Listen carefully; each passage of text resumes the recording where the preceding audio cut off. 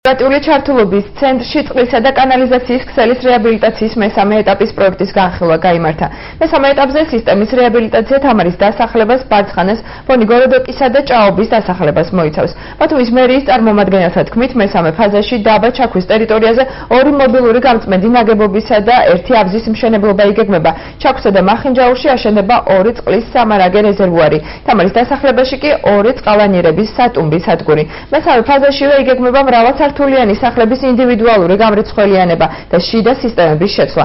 რაც ევროკავშირის NIF-ის ფონდის მიერ 4,5 მილიონი ევროთი KfW-ს გრანტითა და მერიის მონაწილეობით დაფინანსდება.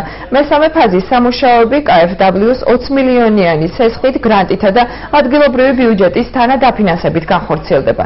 ქალაქის მერის ინფორმაციით, პროექტის ბოლოს ბათუმს ექნება წყლისა და კანალიზაციის ახალი სისტემა, რეაბილიტირებული გზები, რაც მოსახლეობის მხრიდან არსებულ პრეტენზიებსაც ამოწურავს. ფართომასშტაბიანი პროექტი, ანუ მესამე ფაზის პროექტი დაიწყება უახლოეს ხანებში, რომელიც მოიცავს თითქმის მთელ ქალაქის ტერიტორიას, გარკვეულ ტერიტორიაზე, სადაც წყლის სისტემა არ არის რეაბილიტირებული, მოხდება წყლის სისტემის რეაბილიტაცია.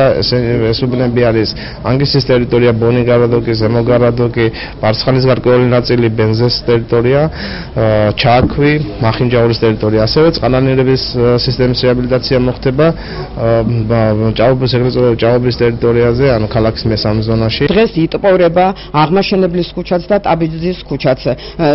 სკოლაში მე მაგალითად პედაგოგი ვარ და 1500 ბავშვამდე ორთა სმენაში სწავლობენ იქა, ნახევრად დასველებულები, ტალახში ამოთხრილი მიდიან მასწავლებლებიც და მოსწავლეებიც და ეს არ არის მისასალმებელი, როდის გასწორდება ეს. ეს პროექტი საკმაოდ კომპლექსურია და მოიცავს ქალაქის ძველ საზღვრებში დარჩენილ ტერიტორიებში მთლიანად წყლის და კანალიზაციის სისტემების რეაბილიტაციას, ჩაქვი, მახინჯაურის მიმართულებით წყლის სისტემების რეაბილიტაციას, რომელიც პრობლემურია ამ ეტაპისათვის. მომავალი 3 წელი ცალკეულ უბნებში იქნება დისკომფორტი სამუშაოების გამო, მაგრამ ეს აუცილებელია იმისათვის, რომ ერთხელ სამუდამოდ დავასრულოთ მიწისქვეშა კომუნიკაციების რეაბილიტაცია და გქონდეს ქალაქისათვის შესაფერისი სტანდარტული ქუჩები.